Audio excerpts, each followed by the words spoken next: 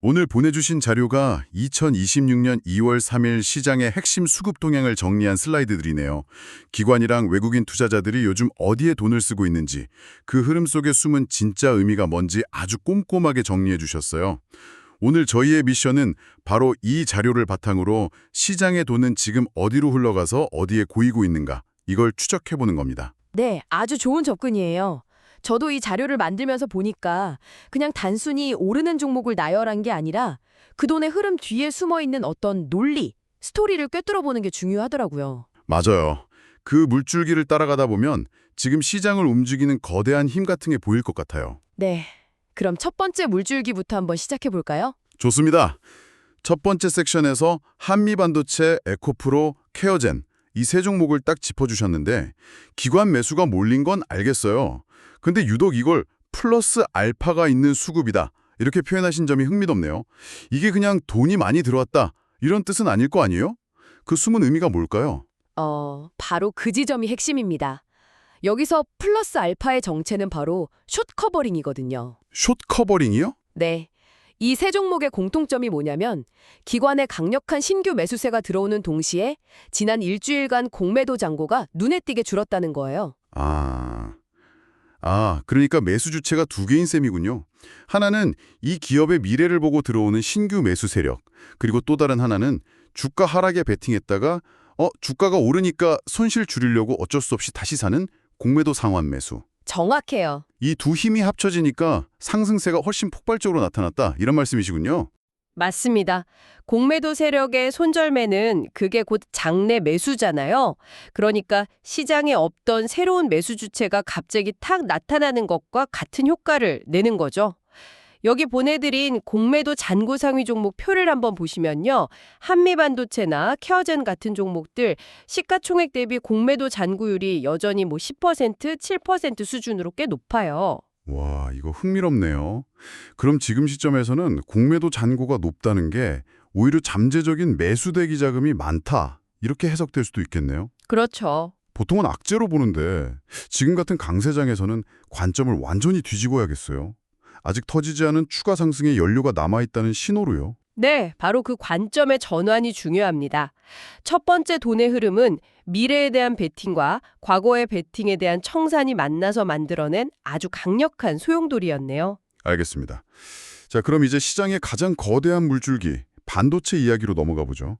오늘 자료의 거의 절반을 할애해서 분석해 주셨는데 그만큼 중요하다는 의미겠죠? 대형주부터 소부장까지 뭐랄까 시장의 모든 동이 다 빨려 들어가는 블랙홀 같았어요. 일단 삼성전자랑 SK하이닉스부터 시작해 볼까요? 네, 이 두 종목은 시장의 구조적인 자금 흐름, 그러니까 말하자면 어쩔 수 없이 사야 하는 돈의 흐름과 관련이 깊어요. 어쩔 수 없이요? 네, 보통 공모펀드는 특정 종목을 펀드 자산의 10% 이상 담을 수가 없거든요. 포트폴리오 분산 원칙 때문에요. 그런데 삼성전자랑 SK하이닉스처럼 시가총액 비중이 워낙 압도적인 종목들은 예외적으로 시장 비중만큼 투자를 허용해줘요. 그러니까 펀드로 새로운 돈이 들어오면 펀드 매니저 입장에서는 좋든 싫든 시장 전체 비중을 따라가기 위해서라도 이 두 종목을 일정 비율만큼은 채워 넣을 수밖에 없다 이런 거군요. 그렇죠. 일종의 거대한 뭉칫돈의 기본값 같은 거죠. 기본값이요? 네, 패시브 자금의 유입이라고 볼 수 있는데 더 재밌는 건 뭐냐면요. 아직도 시장 비중보다 이 두 종목을 적게 담고 있는 소위 언더웨이트 상태인 액티브 펀드들이 꽤 많다는 거예요. 이 펀드들이 이제 시장 수익률을 따라잡으려고 뒤늦게 매수에 동참하기 시작하면 기관의 매수 여력은 앞으로도 충분하다고 볼 수 있는 거죠. 와, 그런 구조적인 매수세 말고도 ETF를 통한 쏠림 현상도 아주 흥미롭게 분석해 주셨어요. 특히 타이거 반도체 탑10 이 상품을 콕 집어주셨네요. 네, 이런 ETF는 DB하이텍이나 이오테크닉스처럼 반도체 섹터의 핵심 종목들을 한 번에 살 수 있다는 장점이 있잖아요. 근데 사실 더 중요한 포인트가 하나 있어요. 수많은 반도체 ETF 중에서 레버리지 투자가 가능한 상품은 딱 두 개, 타이거 반도체 탑10이랑 코덱스 반도체뿐이라는 점입니다. 그렇군요. 섹터 전체가 올라갈 거다는 확신이 강할 때는 투자자들이 당연히 더 높은 수익률을 위해서 레버리지를 찾게 되니까요. 맞아요. 근데 선택지가 두 개뿐이라면 당연히 그쪽으로 돈이 집중될 수밖에 없고 결국 그 ETF에 담긴 종목들이 다른 반도체 주식보다 더 강하게 오르는 그런 선순환 구조가 만들어지는 거군요. 바로 그 지점입니다. 일종의 수급 쏠림이 가속화되는 병목 지점인 거죠. 그리고 이런 흐름은 당연히 그 아랫단으로도 퍼져나가죠. 삼성전자랑 SK하이닉스가 올해 투자를 크게 늘릴 거다 이런 예상이 나오면서 그 수혜를 직접 받는 소재, 부품, 장비 기업들로 매수세가 확산되는 건 아주 자연스러운 흐름이에요. 원익 IPS, HSP, 솔브레인 같은 종목들이요. 네, 이들을 모두 담고 있는 솔 반도체 전공정 ETF 역시 지금 시장의 흐름과 정확히 일치하는 상품이고요. 반도체라는 거대한 엔진이 시장 전체를 끌고 가는 그림이네요. 그 안에서도 개별 성장 스토리가 유독 돋보이는 기업으로 샘CNS를 짚어주신 점이 인상 깊었어요. 같이 보내주신 분기별 실적 그래프를 보니까 왜 이 기업에 주목하셨는지 바로 알겠더라고요. 샘CNS는 원래 낸드 플래시 메모리 테스트에 쓰이는 부품이 주력이었어요. 안정적이긴 한데 폭발적인 성장을 기대하긴 좀 어려운 사업이었죠. 하지만 최근에 HBM, 특히 HBM3용 D램 세라믹 부품 공급을 본격화하면서 체질이 완전히 바뀌고 있어요. 그래프에서 주황색 선, 그러니까 전체 매출에서 D램향 매출 비중이 거의 수직으로 상승하는 게 보이시죠? 네. 와, 작년 초만 해도 거의 0에 가까웠던 비중이 순식간에 30%를 넘어서네요. 이건 그냥 사업 하나를 추가한 수준이 아니라 뭐랄까 회사가 다시 태어나는 수준의 변화인데요. 맞습니다. 안정적인 캐시카우에다가 강력한 신성장 동력을 장착한 셈이죠. 여기에 결정적인 한 방이 더 있습니다. 오송에 짓고 있는 신공장이 완공되면 생산 능력이 지금의 3배로 확대돼요. 3배나요? 네. 앞으로 폭발할 HBM 관련 수요를 모두 받아낼 준비를 끝마쳤다는 뜻이에요. 실적 그래프의 우상향 각도가 훨씬 더 가팔라질 가능성이 높죠. 알겠습니다. 반도체 섹터 하나만으로도 시장에 큰 그림이 그려지네요. 근데 이 거대한 엔진이 돌아가려면 반도체뿐만 아니라 전혀 다른 분야의 기술도 필요하겠죠. 자료를 보니 의료기기 쪽에서 아주 흥미로운 경쟁 구도를 포착하셨어요. 메디아나 이야기로 넘어가 보죠. 네. 메디아나는 원격 심박감시라는 시장의 후발주자인데 이 시장의 선도주자가 바로 시어스 테크놀로지입니다. 이 시장이 건강보험 적용으로 폭발적으로 성장하면서 시어스 테크놀로지 주가가 불과 5개월 만에 6배 이상 폭등했어요. 와, 6배요? 네. 그러니까 시장은 자연스럽게 제2의 시어스는 누가 될 것인가 이걸 찾기 시작했고 그 답으로 메디아나를 주목하는 겁니다. 일종의 성공 공식을 따라가는 거군요. 근데 후발주자가 선두를 따라잡으려면 뭔가 특별한 무기가 있어야 할 텐데요. 보내주신 IR 자료에 그 답이 있네요. FDA 승인 여부, 최대 모니터링 시간, 그리고 결정적으로 병원 도입 비용까지. 거의 모든 면에서 메디아나가 경쟁사보다 우위에 있네요. 특히 도입 비용이 8분의 1 수준이라는 건 정말 파격적인데요. 바로 그 점 때문에 시장이 열광하는 거예요. 더 뛰어난 기술을 훨씬 저렴한 가격에 제공한다. 그러면 기존 시장의 강자를 빠르게 따라잡을 수 있을 거라는 기대감이 주가에 그대로 반영되고 있는 거죠. 기술력과 가격 경쟁력을 모두 갖춘 도전자 이야기네요. 네, 그렇죠.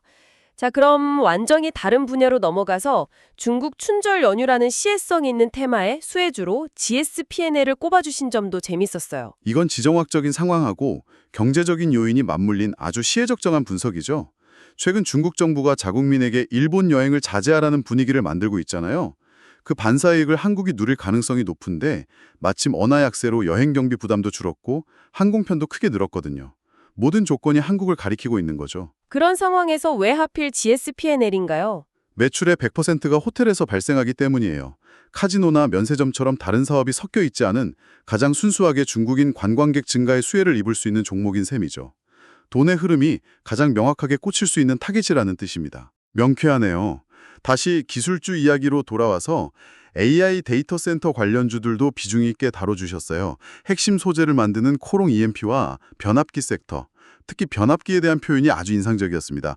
만약 지금 주식을 사서 3년간 HTS를 삭제해야 한다면 가장 신뢰할 수 있는 섹터라니 정말 자신감 넘치는 표현이네요. 하하, 그럴 만한 이유가 있어요.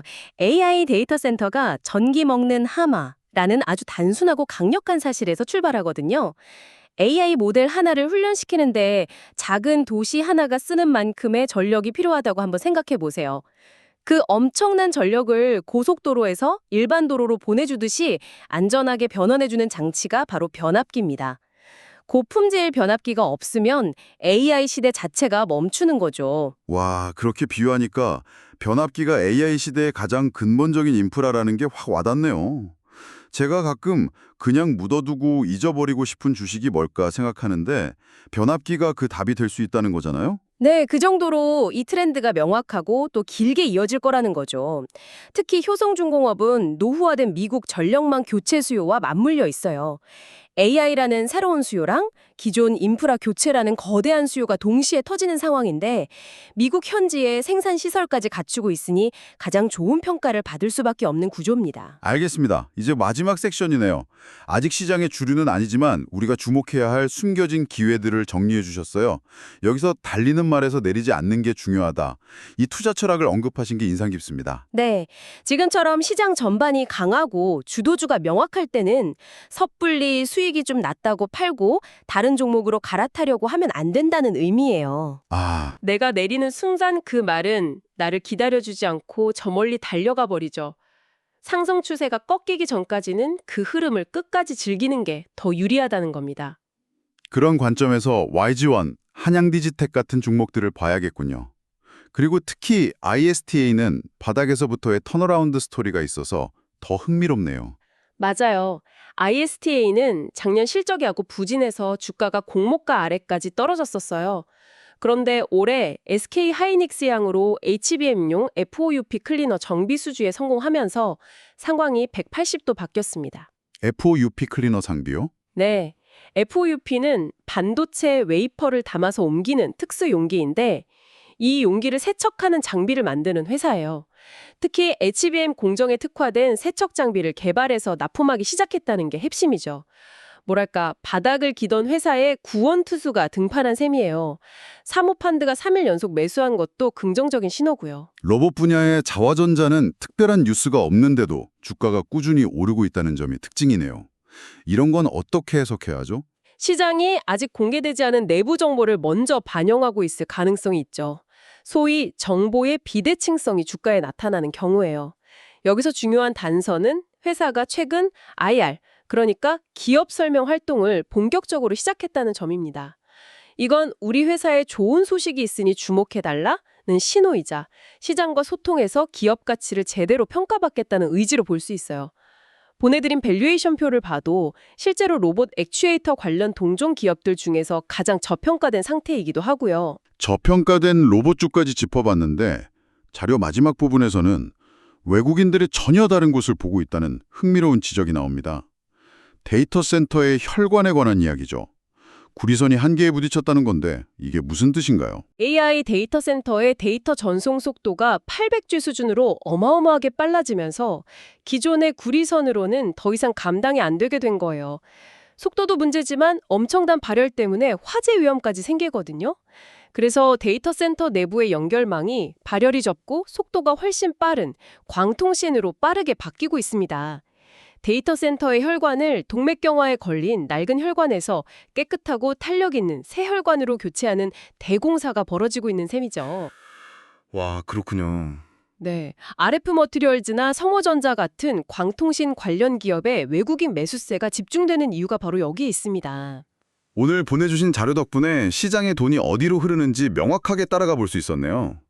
크게 보면 반도체와 AI 데이터 센터라는 두 개의 거대한 축을 중심으로 돈이 돌고 있고 그 안에서 숏 커버링, 실적 턴어라운드, 기술의 전환 같은 개별 동력을 가진 종목들로 온기가 확산되는 모습입니다. 네, 정확한 요약이에요. 강력한 주도 테마가 시장 전체를 끌어가는 가운데 그 안에서 각기 다른 논리와 성장 스토리를 가진 종목들이 서로 키를 맞춰나가는 아주 역동적인 시장 상황을 잘 보여주는 자료였습니다. 이걸 직접 정리하셨다니 시장을 보는 눈이 정말 예리하신 것 같아요. 오늘 분석은 여기까지입니다. 마지막으로 이 자료를 보시면서 한번 생각해 볼 만한 질문을 하나 던져드리고 싶어요. 오늘 저희 분석은 대부분 AI 기술 확산에 따른 수요 증가에 초점을 맞췄잖아요. 그렇다면 반대로 이 모든 것을 가능하게 하는 공급 측면에서 시장에 아직 발견하지 못한 다음 병목 현상이나 새로운 기회는 과연 어디에 있을까요? 어쩌면 그것은 변압기나 광 케이블 다음의 무언가일 수도 있고 특정 희귀 광물일 수도 있고 혹은 고도로 숙련된 엔지니어의 부족 문제일 수도 있겠습니다. 이 질문에 대한 답을 고민해 보시면 아마 투자의 새로운 관점을 얻으실 수 있을 거예요.